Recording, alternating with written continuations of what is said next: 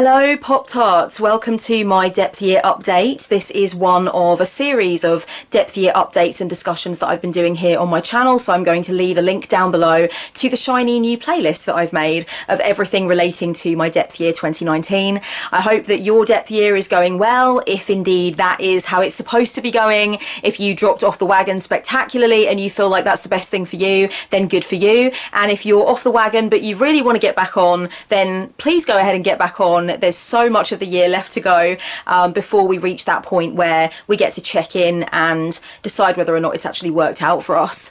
For me, one of the things that I wanted to do with my 2019 depth year was to make it until the midpoint of the year and then check in with myself about whether or not it had really worked out for me.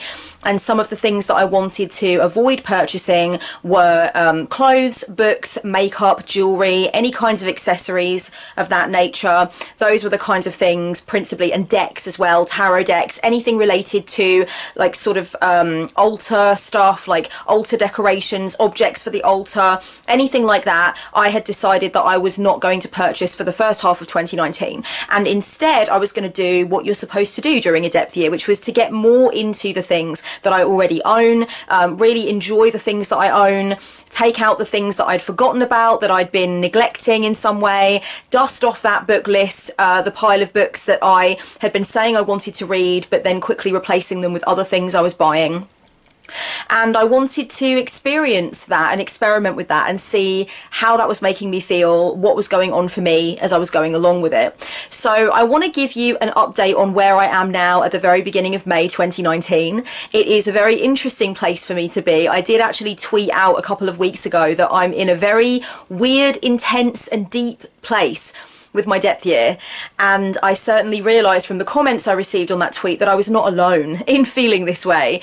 It's very strange. I can't describe it or explain it. It's almost like it's working spectacularly and it's exactly what I needed, but at the exact same time it hasn't worked out. It's been a failure, and it's led me down these interesting other avenues that I feel like are more needed for me. So there's really been an interesting sort of split in my perception of how I feel about the depth year and how it's been going for me. So I'm going to get into it. I'm going to be honest. I'm going to talk about what's flopped and what hasn't flopped so much. So get comfortable, grab a beverage, and let's get into this. When I look at the way that the depth year has worked out for me so far in 2019 when it comes to books, it's really been very useful for me.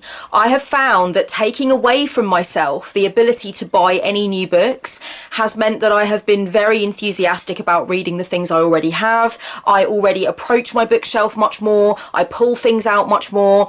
I'm looking at the hardback heavy kind of reference books a lot more, and really enjoying spending time reading them, because I feel like that pressure is off of me, the pressure that I've talked about in previous videos relating to having such a big list of things I want to read and constantly adding things to that list, because there's no sense that there's another shipment coming in, there's another thing that I'm going to need to read and add to that list. I feel like I can be decadent with the time I spend reading, and I don't always need to be doing another 20 pages or 30 pages of the book that I'm on. I can relax, I can dip into heavy reference books. I've got a lot of the sort of bigger hardback books that you wouldn't read on the train because they're huge, they're for the home. I've got a lot of them on witchcraft and music and fashion.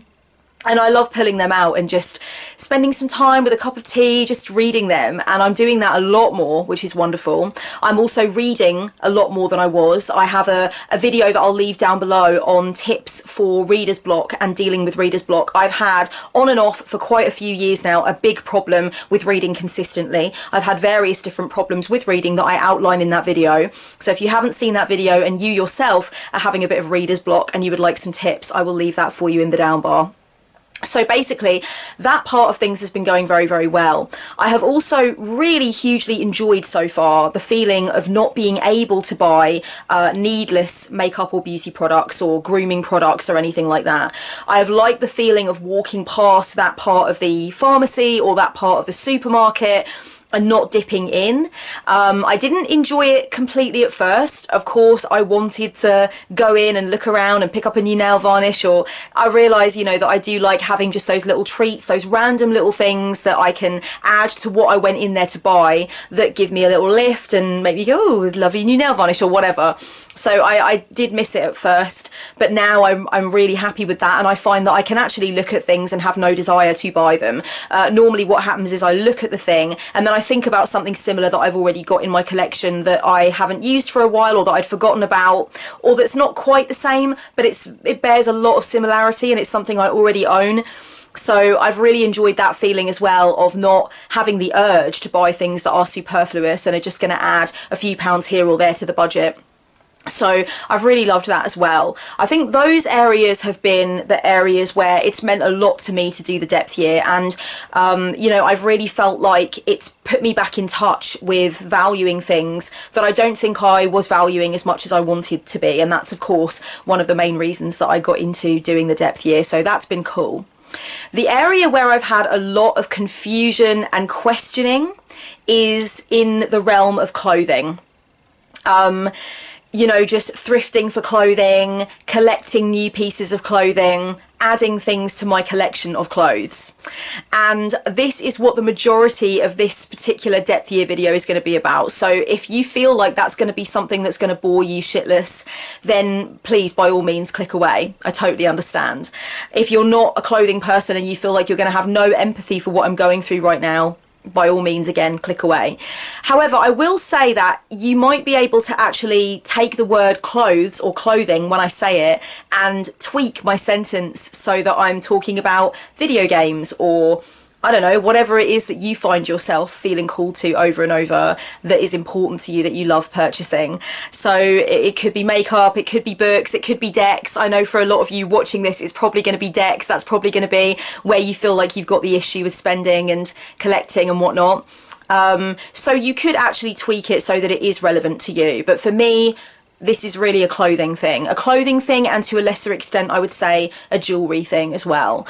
It's about the urge that I have always had to collect things that catch my eye, to go on conscious journeys to find things that speak to me and thrill me and excite me and fill me up with joy. And it's about that feeling that I get when I'm around, especially collections of vintage clothing, and just loving that feeling that it's a passion of mine, you know. And it has been increasingly difficult. I'm almost cracking up with laughter at how true this is. It's been increasingly difficult for me to enjoy that part of the depth year where I stay away from those things and I don't partake in that area of my life and that area of my passion. I wish that I didn't have to say this. I really do. Especially because I've been so good with books, I've been so good with decks, and there have been 1 or 2 decks I've definitely wanted to buy, but I haven't. I really wanted to be able to say to you guys that it had been a completely clean sweep and that nothing had knocked me off of my depth year horse. And I can't say that. I can't actually say that, I'm afraid. I have found that with clothing and jewellery, oh, guys, I'm just all about that life forever and a day. I love that feeling. So I want to talk a little bit about what I've kind of discovered as a result of going on into this depth year and realising that that was really a problem area for me. I'm going to talk about a few things that I've worked out, and maybe if this is something that you're dealing with, if you're finding that there's something specific that you had aimed not to purchase that you just keep purchasing, maybe some of the experiences I've been through in this area will help you to understand more about what's going on with you, hopefully. And I suppose that's how the video will be a somewhat helpful resource. But a lot of it is just going to be me rambling, venting, thinking as I go, and hopefully that will also be helpful to you. Or you can just experience a nice feeling of schadenfreude. Oh, how the mighty have fallen, you will say to yourself as you munch on popcorn and listen to me talk and think, fuck you, you failed. Aha! Which is also valid. If that's what you want to do with your life, that's fine. Feel free, because I have in fact failed. So there have been quite a few things that I have not gone to that I would have attended if I wasn't on a depth year. And those things are vintage kilo sales, for example. You know, just sort of going to vintage stores or secondhand stores in my area, hunting for clothing, hunting for jewellery, but definitely the kilo sales, the events, like retro / wartime vintage kind of sales. sales. They come along in our area, you know, where everybody gets together, and it's sort of like it's a fair, it's like a vintage fair.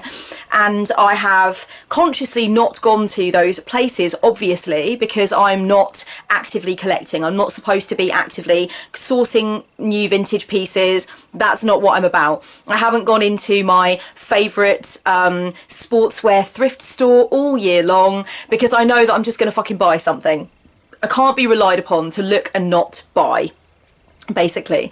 So I've been trying to avoid that kind of thing, and I found this deep feeling of grief coming over me a couple of times on that score, just feeling like, God, it really, once I stopped allowing myself to do it, it started to really hit home to me how much I love doing it. I started realising as I was going along with sort of not going to these things, and just even missing the feeling of rifling through a rail of clothes. It's not even like I miss the feeling of buying so much.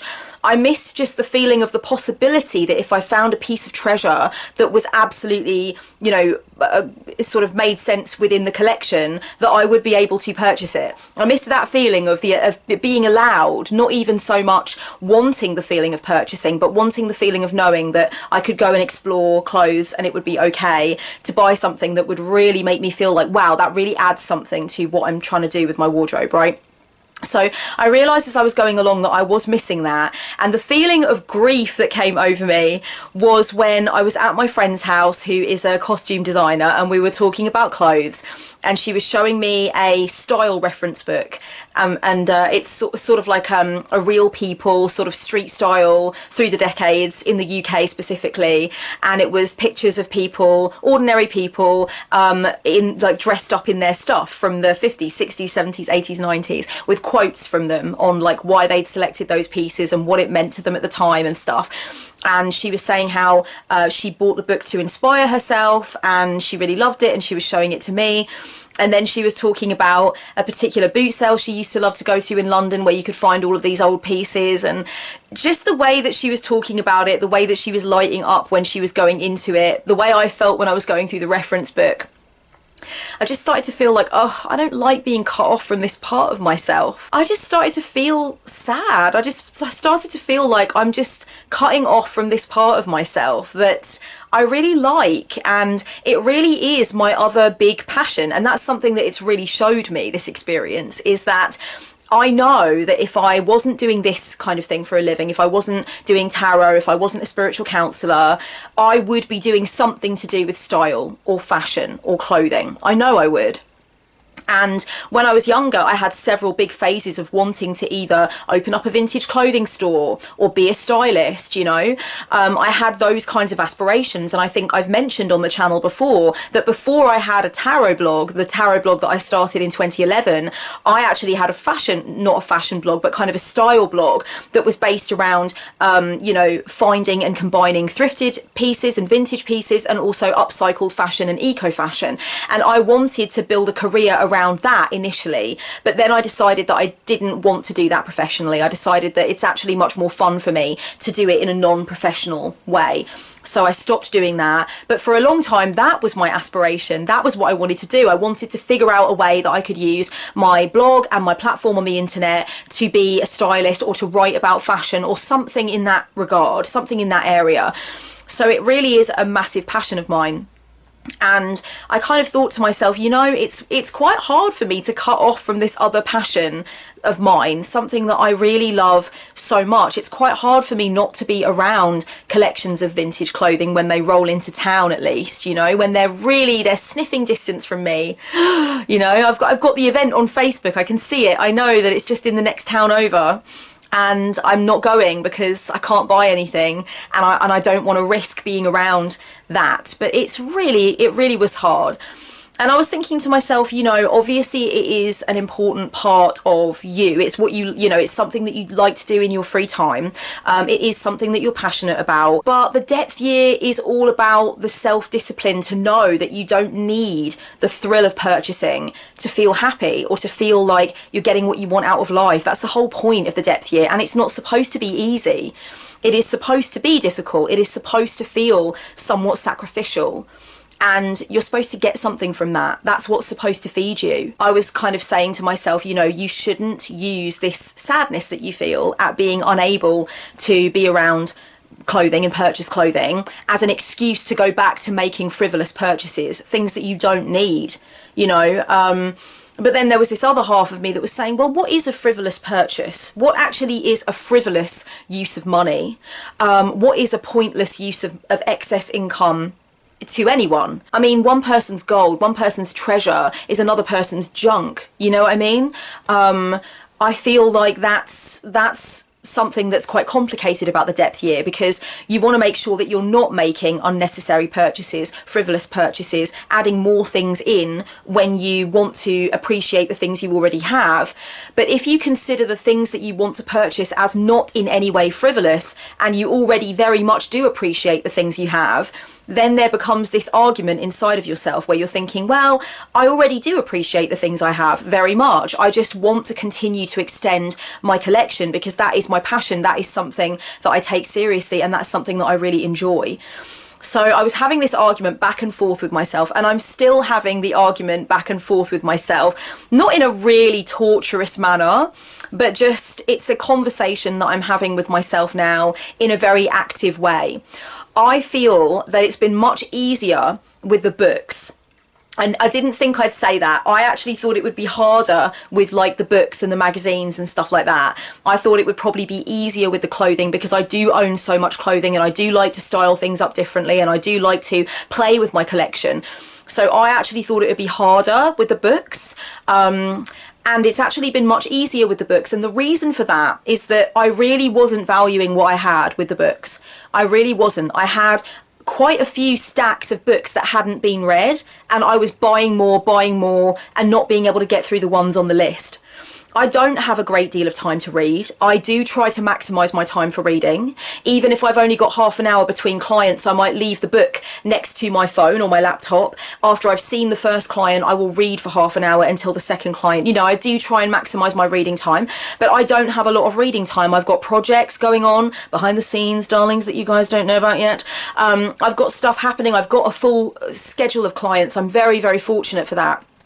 So, and I have to find the time to ramble at the camera and then edit that footage. So I don't have a lot of reading time. It makes complete sense to me to ban myself from purchasing books. It makes sense. It's a no-brainer.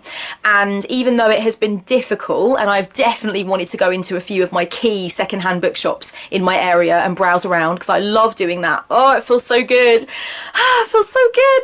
But I haven't done it because it's cut and dry for me. It's clear cut where the books are concerned. I know that I wasn't valuing what I had. I was not reading the things I already had.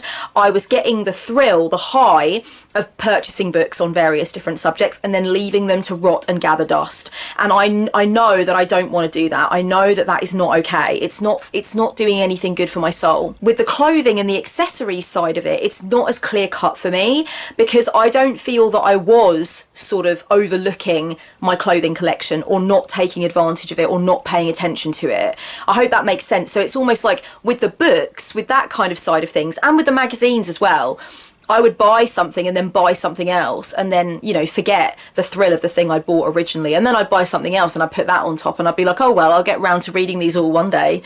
But actually, I don't have enough reading time to be able to carry on like that and have it, you know, be positive for me in my soul. It's not good for my space. It's stressful on some underlying level.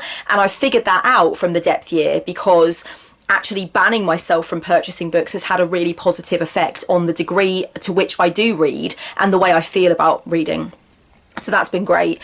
It's not as clear cut with the clothing and accessories because I don't feel like I was failing to appreciate my clothing and accessories before the depth year. I mean, fair enough, I could have been rotating my jewellery a little bit more, and I definitely have been doing that more since the depth year. I've been pulling things to the front and I've reorganised all of my jewellery in the last month. I've got my, I've got sort of things in different places now, so everything's not so cluttered up. I've got a separate place for all my heavy bangles. One thing that a lot of you guys do not know about me is that I love heavy bangles, you know, that you stack. The reason you never see me really wearing any is because they make a noise and it's very distracting when I gesticulate wildly. I don't know if you guys have noticed, but I gesticulate wildly, darling. And obviously the stacked bangles, you know, it's not going to be pleasant for you guys in terms of sound.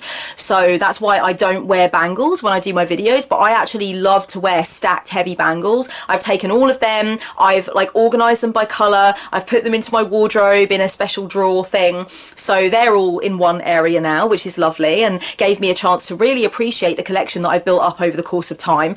And then I've got half of my heavy necklaces in a separate place, and I've only got the ones that I'm on rotation with at the moment. So I'm actually giving myself an opportunity to appreciate the collection that I've actually been building since I was about 14 years old. The oldest necklace that I've got in there that I still regularly wear, I purchased when I was 14 from Dracula's in Camden Town, darling. Yeah, so basically I'm definitely giving myself a little bit more of an opportunity to appreciate, but I wouldn't say that I wasn't appreciating before. I would say that I'm one of those people that's always felt incredibly lucky to be able to have the clothing and the jewellery that I have, and to be able to have those pieces of excess income that I can spend on interesting one-off bits and pieces that I find that I'm like, oh my goddess, I love this, you know. I've always felt like that's something that I'm aware gives me joy. I'm aware of it. It's not like I'm flatlining in the joy department when I'm looking at clothes or looking at jewellery. I'm not. I'm alive. I'm on fire. I'm inspired. I am inspired, you know. It is something that is a big passion for me. So that's why it's been a little bit more clear-cut with books than it has been with clothing. A lot more, I would say. Because I know with the books that I was in a bit of a situation. I was in a bit of a pickle. Do any bookworms know what the fuck I mean? You know, it's just, it's not good. You're buying, you're stacking, and you get that temporary thrill, but you're not really valuing and engaging with the things that you've purchased, and that's no good. You can't carry on like that. This experience of wanting to be around clothing, be able to keep expanding my collection and stuff like that, really made me think about the concept of the unlived life. And I'm going to leave down below a video that I did that touches on the theme of the unlived life. And I talk about it very passionately in that video, because I've always felt very passionate about it ever since I first came across it. But the idea is that you have one life that you're living, but obviously on an internal level, you have many different pathways you could have chosen, and you still have an emotional and mental attachment to those other pathways. Those pathways did not lead onto their own, you know, dynamic systems of roots and veins and branches. They didn't come to be, but they still are growing inside of you. There's something about them psychically that you still connect with and somewhat depend upon. And I really believe that. I think that's a really valuable thing to recognize about yourself, is that it's okay to give the unlived lives room sometimes in your life and in your psyche, and not to feel that you need to crush them down just because you didn't live them. You know, one of my unlived lives is as an academic. Another of my unlived lives, I think, is as a stylist or as a fashion designer, or something to do with clothing and style, what you put on your back. That's definitely one of my unlived lives as well. So I feel like, you know, people have these unlived lives, these roads that they could have taken that meant just as much to them. But obviously we've only just got this one lifetime in this incarnation, at least. We cannot do everything. And we have to recognise that some of the things that we will have wanted to do and would also have made sense to us but didn't come to be, still hold currency on the psychic level. Another one of my unlived lives, I think, definitely would have been as like some sort of celibate high priestess, someone who is in constant devotion and constant spiritual practice, and that's something that I know that I couldn't have really done in this lifetime. But there is a part of me that is so all about that. There is a part of me that understands deeply why somebody would do something like that, why someone would live that kind of life. And that's why I'm interested in images of nuns, and I collect nuns, and I've got a little statuette of a nun on my altar, because I'm interested in people who would devote themselves to that service to the celestial, or that connection with divinity. So my point in saying these things is that everybody has a number of unlived lives, some more than others, and I know that one of my unlived lives is in relation to fashion and clothing and that kind of thing. And so that got me thinking about that. I was like, wow, do I do this? Do I think about clothing as often as I do, and want to be around clothing as often as I am, to feed the unlived life? And then that led me on to the question of whether or not I need to do something with this passion. Is it something that I need to do something with? Even if it's just, I don't know, a video collection for my store about clothing and style and power dressing and stuff like that. Maybe a series on my channel, maybe a secondary channel, maybe looking into actually selling vintage clothing, sourcing vintage pieces. I don't know. I don't know what it is. But I was thinking to myself, maybe it's time, if you've really got this very strong pull towards, you know, continuing with collecting clothing and not even allowing yourself to have 6 months off without tormenting yourself over it, maybe it's time to think about whether or not you need to do something with this passion, make something out of it, you know, actually start to be more focused on it and really think of it as something that you want to create with, something that you would like to lead somewhere. I'm not saying like, guys, I'm done with making spiritual videos now, I'm done with tarot, I'm gonna fuck off and be a stylist in London or something. I'm not gonna do that. But I do feel like, wow, if this is really something that means so much to you and it speaks to you so much and you miss it so much, how about thinking about what you could actually do with it and what you want to make out of it? So I'm definitely thinking a lot more about that now. And I will admit that in the last 4 weeks, I actually snapped and I went to a retro wartime vintage sort of fair. It was 1 town over from me. And I thought, fuck it, I want to go. And I did go and I did buy something. And you know what? I fucking loved it. Oh my God. Oh, it gave me such a fucking high. Christ.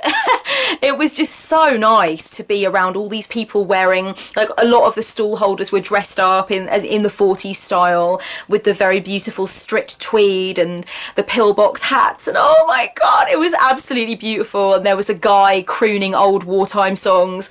And I was just surrounded by rails and rails of vintage frocks and jumpers, and I was just like, oh my God, never ever pull me away, let me live here forever. After I did this, after I actually broke my own rule and I went and I attended a vintage fair and I purchased something, then I thought to myself, okay, I need to decide how serious this is. Like, obviously it's an infraction against myself and against what I said I was going to do. Obviously it's something that I did think about. I did go into it consciously. I did decide, like, you know what, I really want this and I'm going to let myself have it. But at the same time, I was disappointed. I was kind of surprised with myself. I was like, wow, you know, you've really chased after a hedonistic high there when really you should have you should have made the effort to be more connected and more connected with what the depth year actually means to you. And I sat there after I went to this vintage fair and I watched the original video that I made about why I was going to try a depth year, and I made some notes and I did some journaling and I really tried to think about whether or not this is something that I need to take very seriously. Like, what does this really mean? You know, and also thinking more about what I want to do with this other passion, because clearly it is something that I really enjoy. To be honest with you, when it comes to clothing, when it comes to style, when it comes to fashion through the eras, and when it comes to how you throw clothes together, I've always resented the fact that those things are largely seen as frivolous pursuits. I've always resented the fact that there is an ignorance around fashion and style. I've resented the fact that people don't seem to understand a lot of the time the historical and sociological value of looking at clothing and how it relates to class and culture and music and politics, and it's all connected. And I've resented the fact that people can sometimes be judged quite unfairly when they tell people that they're studying fashion journalism or whatever. So I think as well, it's sort of been about me taking that on a little bit and telling myself that it's frivolous and it doesn't mean anything.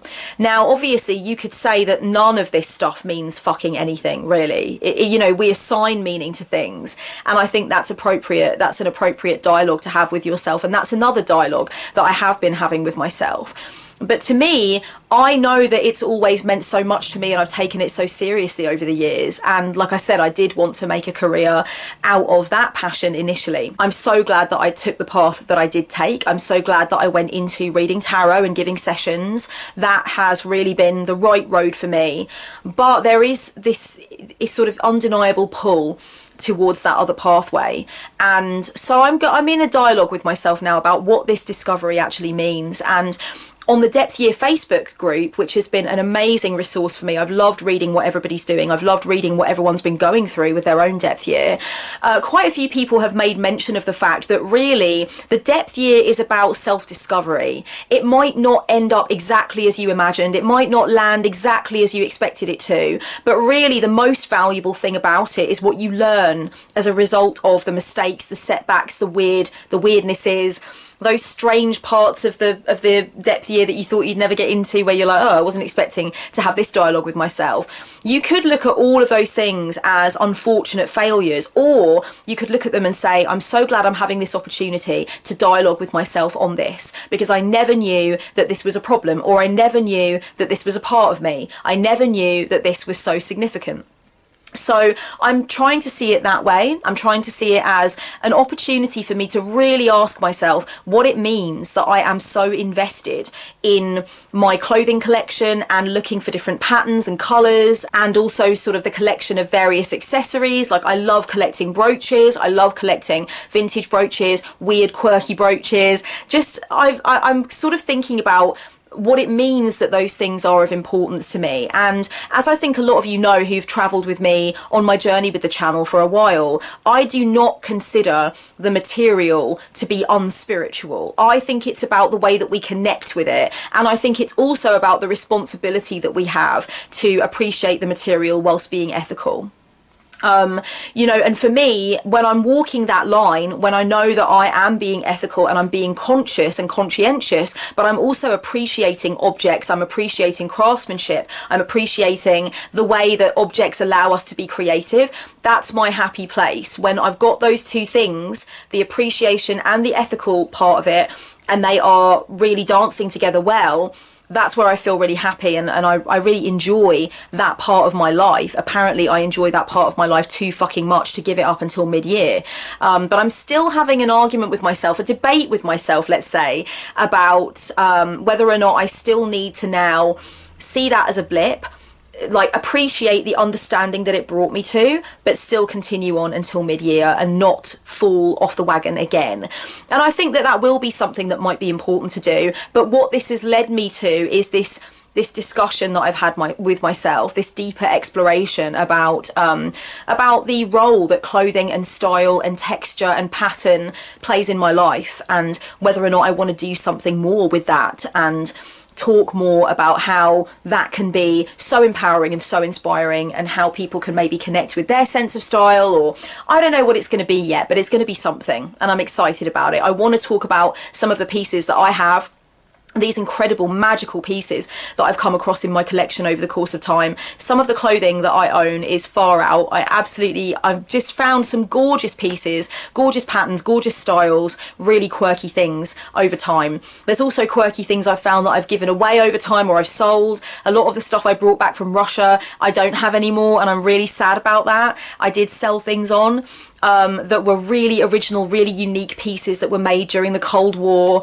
and stuff like that. So it's been interesting to say goodbye to pieces over time and have new pieces come in. I'm really interested, as I said before, in vintage sportswear. I really love collecting quirky beads and really interesting pieces of jewellery. So, you know, there's a lot of strings that I have to my bow in terms of what I can show and what I can use in an aesthetic way. But I also just love talking about style and about how to feel empowered by clothing, and how to feel not pressured or oppressed by it, but to feel that it is a part of your liberation, and it's how you can really flaunt and celebrate your identity. I want to end this particular Depth Year update by saying that I think identity is actually a word that I would associate with the dialogue that I've been having with myself. I've been thinking about how the things that I wear, the stuff that I put on my back, my clothing collection, that's not who I am. That's not my identity. It's a marker that other people can use and that I can use to communicate or to understand. But it's not who I am. It's never been who I am. It's never going to be. And I think that that's really important for me to understand, and that's something that has been highlighted and underlined for me a lot during this time of not allowing myself to be around clothes and purchase clothes. I will say as well that I'm really happy that I've had this experience of falling off the wagon and having this dialogue with myself, because it's made me realise that I do want to do something with this particular passion. I do want to make something out of it. I do want to bring it more into the work that I'm doing, even if it's just in an aesthetic way. And I do want to create something that I feel like I can be proud of, that really taps into my understanding of style and my appreciation for combining clothes and feeling good in clothes. So yeah, I definitely feel like it's led me to a point of potentially something creative happening that I can be proud of, that I can really be pleased with. So that's good. I would love to know in the comments how you guys are doing with your depth year, and how do you feel about my experience? Are you disappointed in knowing that I have fallen off the wagon? It's okay if you are. Sometimes I feel like the people that I follow that have really inspired me to do something, when they fall off the wagon spectacularly, I'm a bit like, oh, I really hoped that you wouldn't. So it's okay if you feel that way. That's fine. Let me know. And how do you think I should go on from here? Do you guys think that it sounds as though I ought to get back on the wagon and prove to myself that I can continue to go on until a set time? Do you feel like there's been a discovery made here for me and I should follow that discovery and move more into my passion for clothing and style? I'd love to know what you guys think. I'm intrigued. Yeah, let me know how things are going for you. Let me know what your challenges have been, what your confusions have been, and are you a late bandwagon jumper when it comes to the depth year? Was it the case that you did not start your depth year at the beginning of 2019, but you want to start to go on the journey now? And if so, how did you reach that conclusion, and how is it going for you so far? Much love, guys, and blessed be.